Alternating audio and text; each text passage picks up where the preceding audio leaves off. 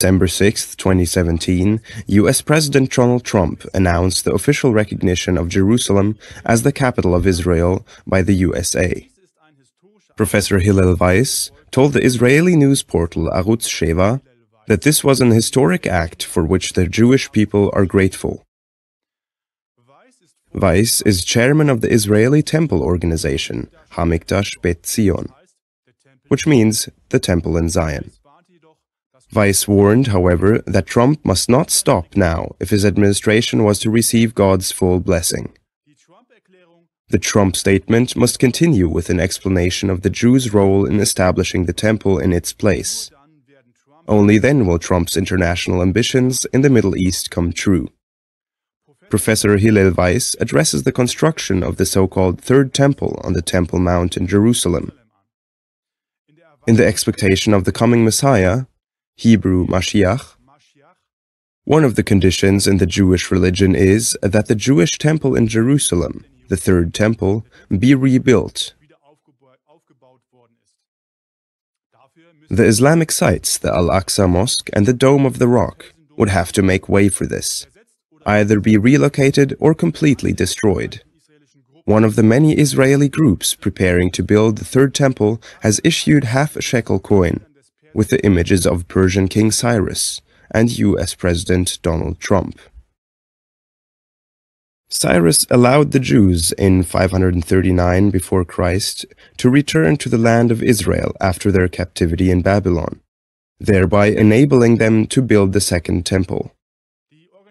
The organization Hamikdash Bet Zion, the Temple in Zion, believes that Trump's declaration on December 6, 2017, in which Jerusalem is recognized as the capital of Israel, has placed the US president in a role similar to that of King Cyrus at the time.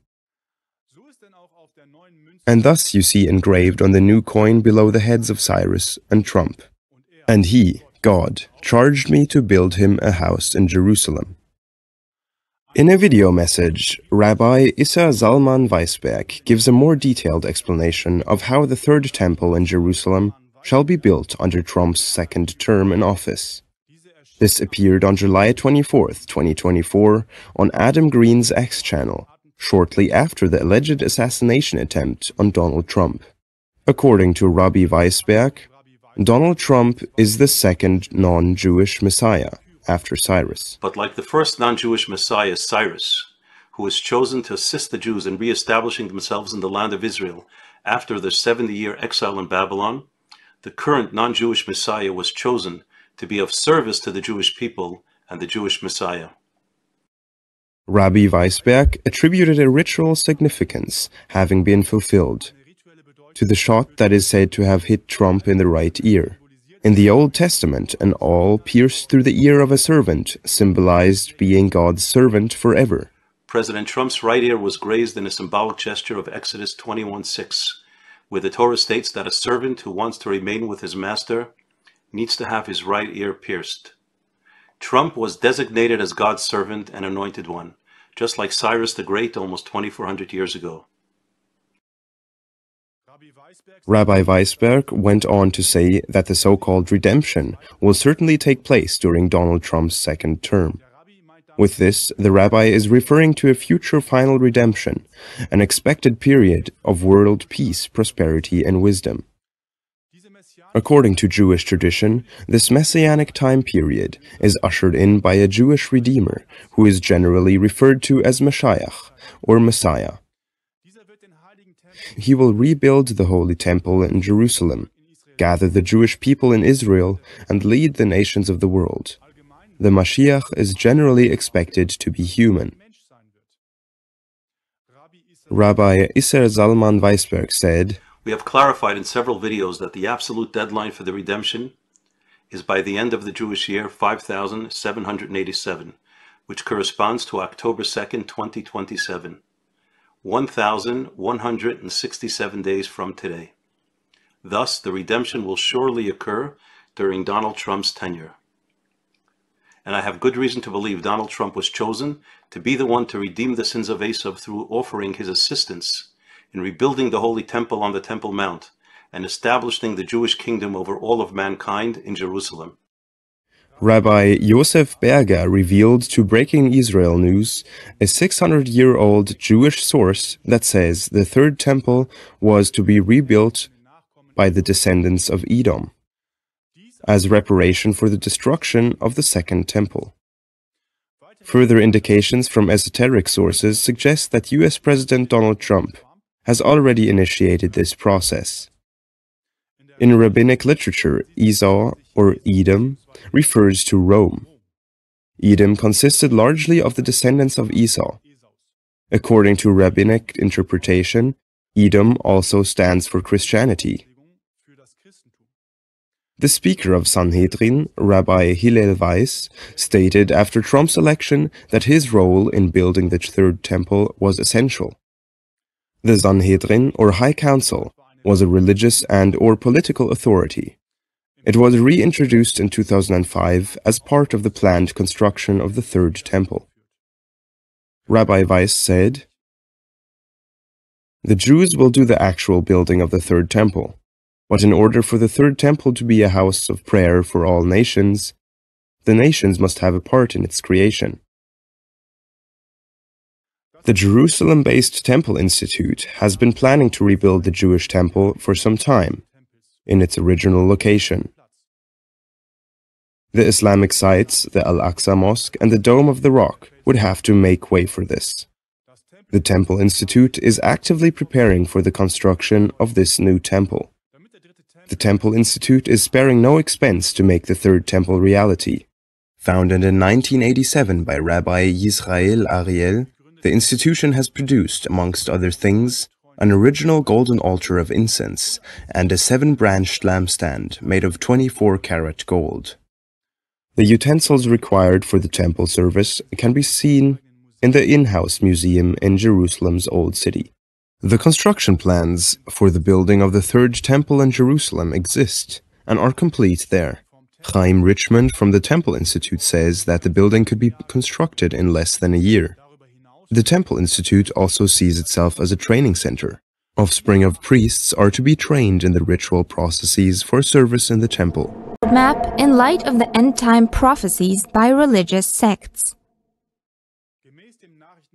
According to the news portal Israel 365 News, Donald Trump, as a non-Jewish leader of the USA, has to play a prophesized role in the construction of the temple. According to the German historian and journalist Wolfgang Eggert, there are some groups that deliberately access prophecies and try to put them into practice. These are messianically disguised groups that can be found under the guise of Christianity as well as Judaism. Messianic groups are strongly focused on a future Redeemer, often called Messiah or Mashiach. In the following, a rough roadmap will be set up leading to the coming of the Mashiach. Armageddon. According to the German historian Wolfgang Eggert and Jewish and Christian Messianic groups, a necessary prerequisite is that Armageddon has previously occurred as a huge bloodbath. This through great tribulation, moral decay, invasions, confusion, and, above all, massive wars. Followers of such an ideology are therefore logically not interested in de-escalation and peace for both peoples, as this, according to their worldview, would only delay the coming of the Messiah. There is a recording of the young Netanyahu with the former Shabbat Lubavitch reader Rebbe Menachem Mendel Schneerson. Schneerson calls on Netanyahu to bring about the coming of the Messiah. Could it therefore be that Netanyahu is supposed to help the coming of the Messiah by escalating the Middle East war until it becomes a conflagration spreading across the whole world? According to a Schneerson prophecy from the 1990s, Netanyahu will be the prime minister to hand over the scepter to the Messiah. Many Jewish Chabad Lubavitch rabbis claim that Netanyahu is Messiah ben Joseph, who is to hand over the keys to Messiah ben David when Netanyahu's reign collapses. Mashiach ben Yosef will prepare the world for the coming of the final Redeemer, Mashiach ben David. He shall wage war against the forces of evil that oppress Israel. As early as 1871, the U.S. war general and Satanist Albert Pike outlined 3 coming wars in a letter to the Illuminati leader Mazzini. After the First and Second World Wars, he also talks about Armageddon. And then a Third World War. It is supposed to start in the Middle East, and is supposed to be a war between Judaism and Islam that spreads throughout the world. This war between Muslims and Judaism is intended to finally bring about this Armageddon. Various geopolitical experts support this thesis. The U.S. economist and publicist Paul Craig Roberts wrote in an article on December 23, 2024, "My fear is that Trump, having assembled a government of Zionists, will achieve nothing but a war with Iran for Israel's interest." In an article dated December 19, 2024, independent journalist Caitlin Johnston, who specializes in U.S. politics, explained how Trump and Israel can hardly wait to bomb Iran. Israeli media reports that the IDF now sees airstrikes on Iran as much easier to execute now that its pilots don't have to worry about Syrian air defenses along the way. The Wall Street Journal reports that the Trump team is weighing its options for airstrikes on Iran to prevent it from obtaining a nuclear weapon.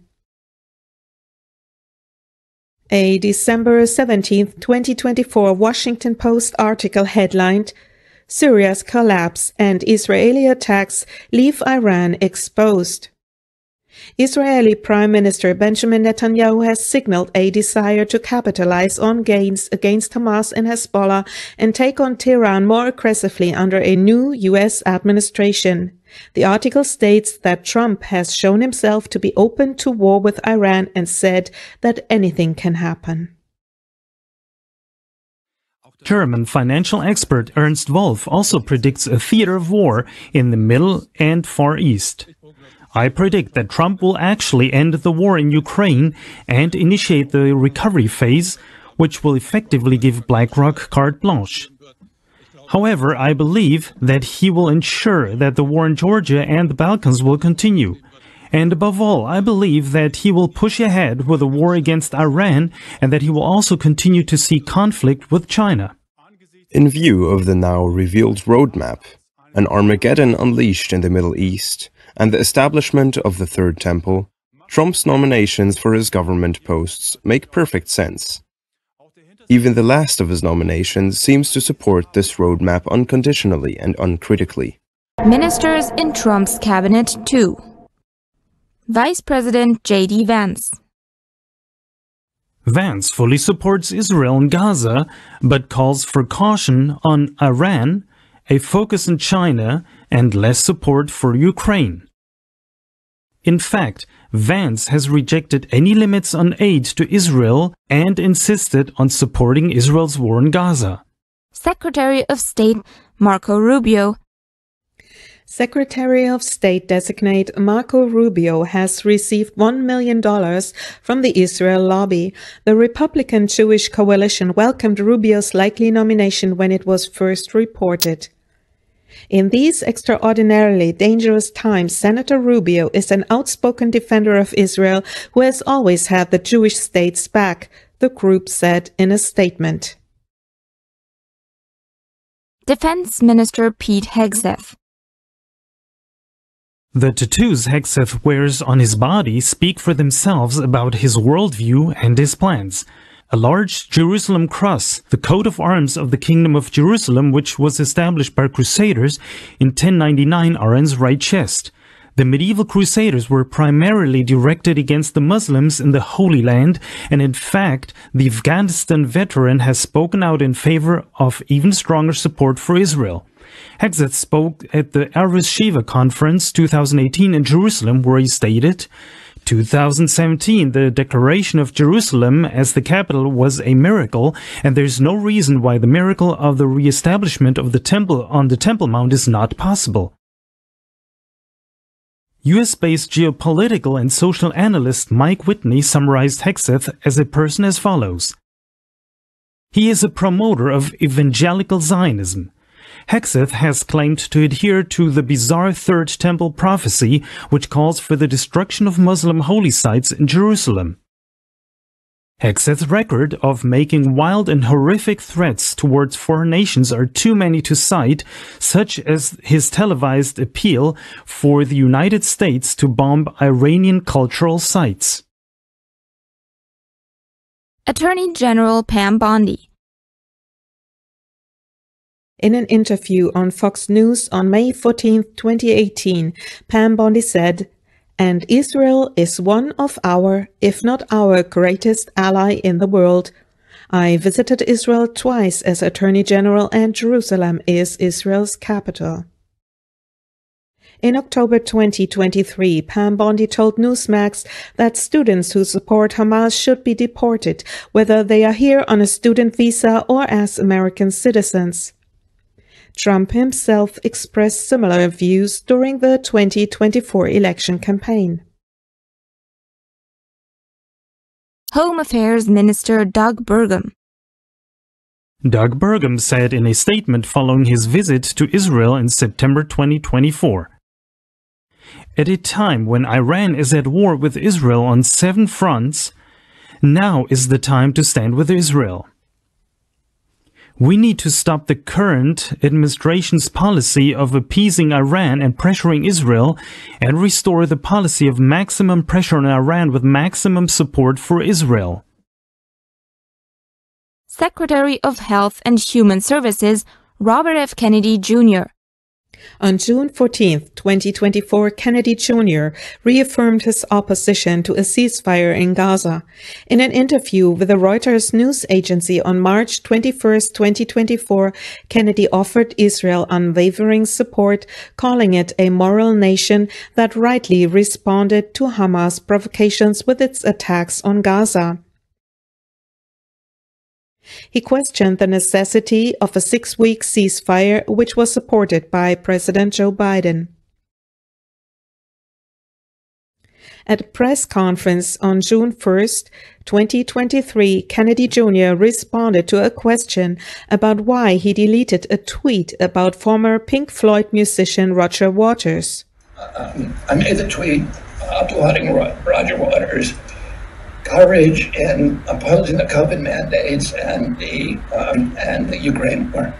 I was unaware of his position on Israel. Minister of Homeland Security Kristi Noem. Following the Hamas terror attack on October 7, 2023, Governor Kristi Noem issued a statement of support for the Israeli people and Prime Minister Benjamin Netanyahu. In the coming days, all Americans and the whole world must stand firm in our resolve to support the Israeli people. Godspeed to you, my friend Prime Minister Netanyahu, and to your people. You will win, and you have our support every step of the way. Other key positions. Director of the CIA, John Ratcliffe. Ratcliffe said that Iran committed acts of war against the U.S. by allegedly hacking the Trump campaign's emails and allegedly plotting to assassinate Trump. He says the USA should carry out attacks on Iran together with Israel. Head of the Department of Government Efficiency, Elon Musk. Tech billionaire Elon Musk has donated more than $250 million to support Donald Trump's election campaign. He also took a more active role in U.S. policy, especially when it came to the Middle East. At an election rally for Donald Trump, he criticized Iran and spoke out in favor of strong support for Israel. Shortly after Trump's election victory, Musk posted the words "Novus Ordo Seclorum" over a photo with Trump, as an allusion to the inscription on the dollar under the pyramid for the all-seeing eye of Lucifer, a new world order. U.S. Ambassador to Israel Mike Huckabee. Donald Trump sends another clear signal in Middle East policy with the appointment of Mike Huckabee as U.S. ambassador to Israel. Huckabee has been one of the most prominent voices of the Christian Zionists for many years. Even after his nomination, the former Baptist minister and governor of Arkansas insists on his line of not speaking of the West Bank, but of Judea and Samaria. Huckabee has also repeatedly shown sympathy for the occupation of the Palestinian Autonomous Territories. Mike Huckabee is backed by powerful lobby organizations such as Christians United for Israel, CUFI for short, with millions of members. The support of Israel serves the hope of salvation for the return of Jesus, whom the Jews should then also recognize as their Messiah. Just a few examples. This common denominator of uncritical support for Israel runs through all the people Trump has appointed to his government team. So nothing stands in the way of Trump and his backers igniting a third world war in the Middle East so that the third temple can be erected on the Temple Mount. All this with the ultimate goal of a one-world government headquartered in Jerusalem. The establishment of a one-world government with headquarters in Jerusalem. In his documentary, The Mystery of Israel Solved, David Sorensen says he is in contact with several people who have left the financial elites and their Luciferian ritual practices. All of them say the same thing. From these financial elites testify that their ultimate goal is to set up a one-world government, global governance, and they want the headquarters to be in Jerusalem. The plan is to incite a world war so that they can use that as an excuse for establishing a one-world government, which then would supposedly bring peace. We have the choice to fall into this trap or to open our eyes and have the courage to stand up for what is right and prevent their agenda. Conclusion.